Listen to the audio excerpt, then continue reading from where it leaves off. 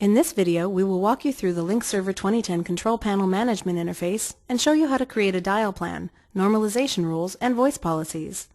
These steps are a continuation of those outlined in the video, Deploying Enterprise Voice Part 1, Configuring Media Bypass, and Defining Translation Rules. For our deployment scenario, we will assume you have implemented the steps outlined in the Part 1 video. It is highly recommended to complete these steps before establishing dial plans, normalization rules, and voice policies.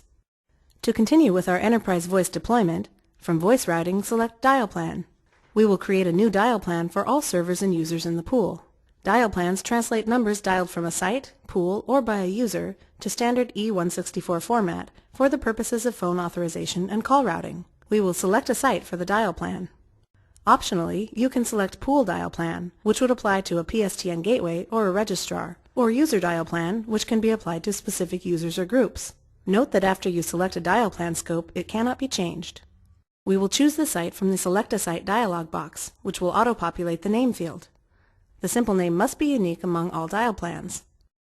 Optionally, we can also enter a description and specify a dial and conferencing region if we had deployed dial and conferencing and want to use this dial plan for access numbers. There is also the option to establish an external access prefix, meaning users would need to dial this prefix in order to access an external line. Each dial plan you create must have at least one associated normalization rule. We will define a new normalization rule for local long-distance calls from Seattle to Redmond and associate it with the dial plan. For starting digits, we'll enter 425, which is the area code for Redmond, and set the length to exactly 10 digits. All calls dialed with a 425 area code will require +1 to be dialed first, so we will leave digits to remove as 0 and enter +1 for digits to add. A regular expression is automatically generated, and we can test the normalization rule by entering a test number. The normalized number has added the +1 and our test is successful. To learn more about regular expressions, you can visit MSDN. Click OK and OK again to return to the main dial plan screen. Here choose Commit All to publish the configuration change. We have now successfully published the voice routing configuration. Now that normalization rules are in place, we will create a voice policy. Voice policies determine what users can make specific types of calls. For example, you can specify which individuals in an organization are authorized to make long-distance calls. Select New. You can assign a site policy or a user policy, which enables you to select specified users or groups. We will select Site Policy so that it applies to the entire site. Optionally, you can enter descriptive information. For this specific policy, we'll choose to keep the default calling features selected. Next, we'll associate the PSTN usage records for this voice policy by selecting to configure the long-distance PSTN usage record. Please keep in mind that if you plan to institute multiple PSTN usage records for a policy, the order in which you list the records is critical. Lync Server traverses the list from the top down. Given this, we recommend that you organize the list by frequency of use. To edit the long-distance usage record, we'll double-click it. The name will auto-populate, and we will define a new route to associate with this PSTN usage record. Enter a unique descriptive name for the route. Note that after this route is saved, the name field cannot be edited. Next, we will associate the new route.